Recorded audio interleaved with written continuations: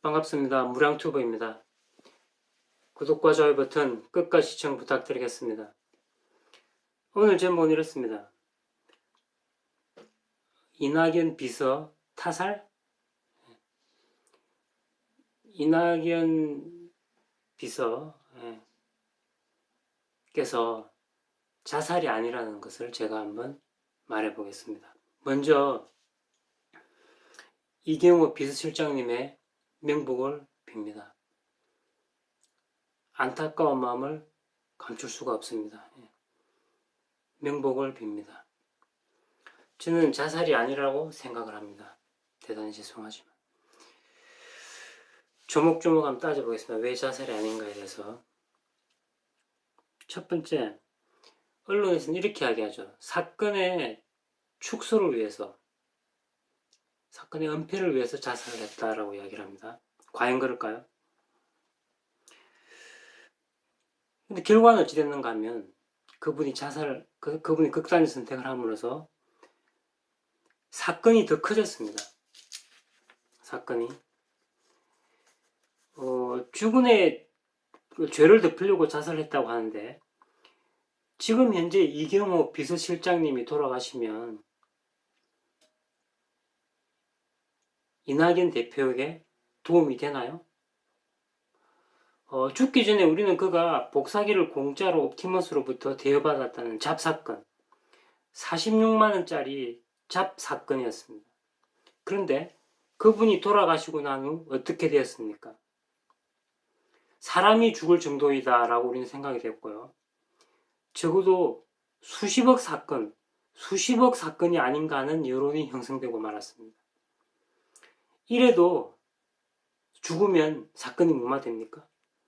이래도 이게 사건 무마용 자살입니까? 저는 절대 자살이 아니라고 생각합니다.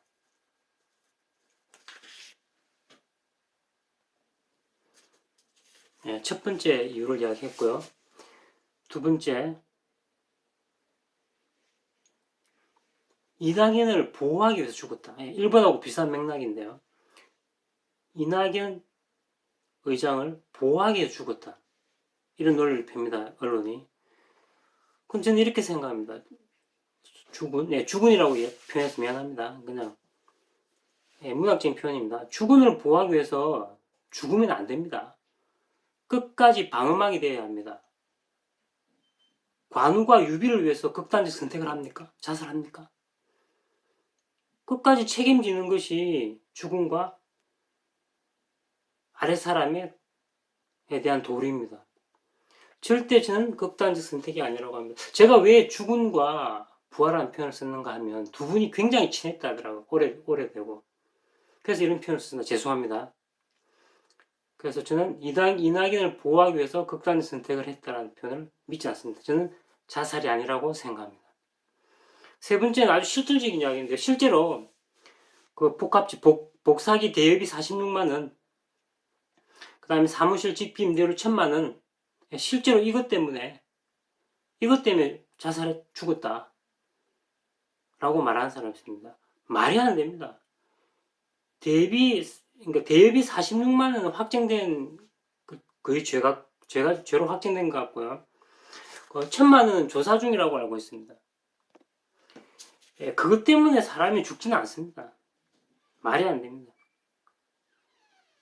그리고 그분은, 비서실장 그분은요, 당비 대납, 전남에서요, 당비 대납 혐의로 이미 복역한 경험도 있습니다. 강한 분입니다. 최측근이 이 정도 사건으로 자살하지 않습니다. 그래서 저는 자살이 아니라고 생각합니다. 극단의 선택이 아니라고 생각합니다. 실제로 검찰이 밝힌 46만원이라든지 대여비 1000만원 때문에 돌아가시진 않았다고 생각합니다. 이게 세 번째입니다. 네 번째, 서울중앙지검 청사 건물에서 자살할 수 없습니다.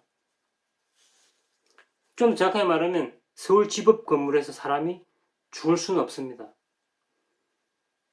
저는 불가능하다고 믿습니다. 아마 한국에서 CC카메라가 가장 정교하고 정밀하게 체계적으로 시스테마틱하게 설치되어 있는 것이 서울중앙지검일 것입니다. 거기서 자살한다고요? 실종된 지 거의 26시간 이후에 시체를 발견했다는데 불가능합니다. 26시간이나 걸린다고요? 안에서 자살하는데. 혹시 저는 외부에서 죽어서 들어왔을 가능성도 생각해 봅니다. 확실한 건 아니지만. 만약에 그 건물 경내에서 자살했다면, 돌아가셨다면 CC 카메라에 찍혔을 겁니다. 사체가 발견되기까지 26시간이라는 긴 시간이 필요하지 않을 겁니다. 정리하자면 검찰 발표대로 지금 건물 내에서 죽었지는 않을 겁니다. 그 죽는 사건 자체가 경내에서 이루어져야 하잖아요. 만약 그 발견되기 위해서는. 이론적으로 경내에서, 건물 내라고 할까요? 건물 내에서 이루어질 수는 없습니다. 비록 숲이 있고 약간의 작은 숲이 형성되어 있지만 촘촘하게 감시망이 되어 있는 곳이라는 것이죠.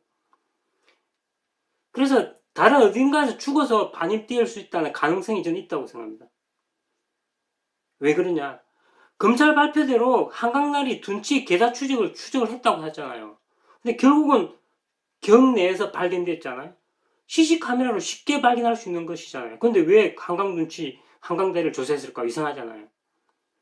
그래서 저는 극단적 선택을 했다고 믿지 않습니다. 경내에서. 서울중앙지검 경내에서 극단적 선택을 했다? 소설이라고 생각합니다. 저는. 다섯 번째, 검찰의 강압수사로 자살했다라고 이야기하는데 저는 믿지 않습니다. 택도 없는 소리입니다. 요즘은 취조 사실을 녹화도 하고요. 변호사가 반드시 대동을 합니다. 그런데 우리나라 여당 대표의 비서를 학대하고 고문하고 이러자면 심하게 다뤘다? 불가능한 이야기입니다. 믿지 않습니다. 그것 때문에 극단적 선택을 했다? 저는 믿지 않습니다. 소설같이 들립니다.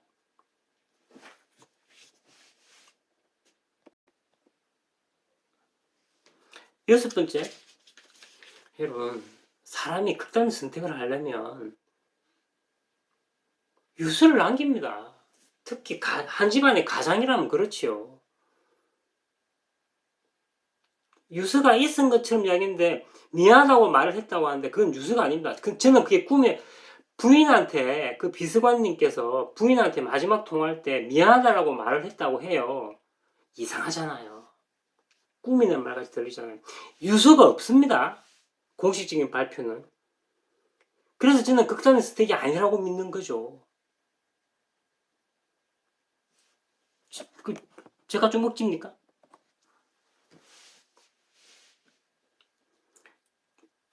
타살이라고 믿습니다. 저는 이게. 왜냐면 우리 현 정권 내에서 지금 죽은 사람들 생각이 없어요. 얼마나 많이 최근에 윤병 그 비서진인가요? 한 명 죽었잖아요. 노회찬은 직접 자살했고요. 박원순은 말할 것도 없고요.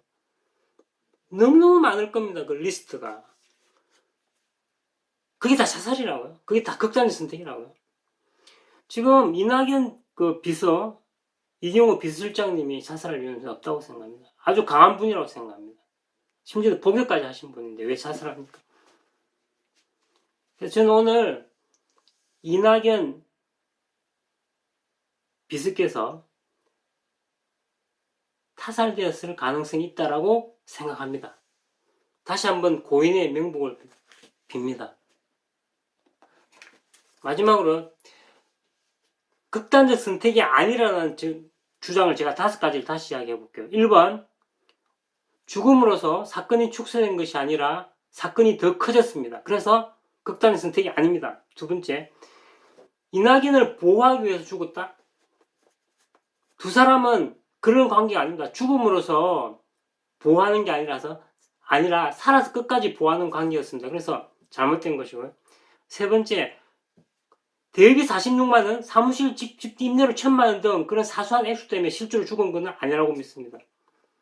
네 번째, 서울중앙지검청사, 좀 자세히 말하면 서울지법 건물에서 극단적 선택을 할 수는 없습니다. 저는 불가능하다고 믿습니다. 그래서 아니라고 봅니다.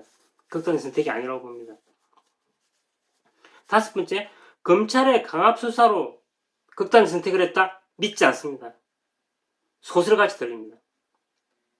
극단적 선택을 했다고 저는 믿지 않습니다. 타살로 믿습니다. 저는. 여섯 번째, 결정적으로 유서가 없습니다. 유서 위를. 네. 유서가 없습니다. 검찰이 주장하듯이 무슨 마지막에 미안하다는 말을 했다는 말인데 그건 정말 좀 어색하게 들리더군요. 유수가 아니잖아요.